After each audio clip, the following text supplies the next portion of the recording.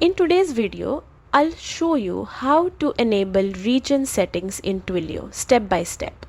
Whether you're new to Twilio or just need a refresher, this guide will make it easy. First, log into your Twilio console.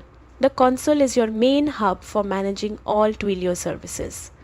Make sure you have your login credentials ready, then head to Twilio's main website and click the login button at the top right.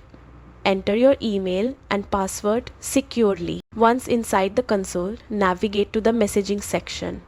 This area handles all your SMS, MMS, and other messaging settings. From there, click on Settings.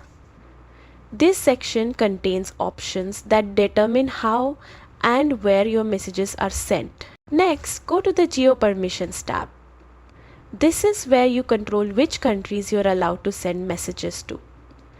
Carefully review the list of countries and check the boxes for the regions you want to enable. Double check your selections to prevent issues with message delivery later. If this tutorial is helping you, hit the like button and subscribe for more Twilio guides. After selecting your regions, make sure to save your changes.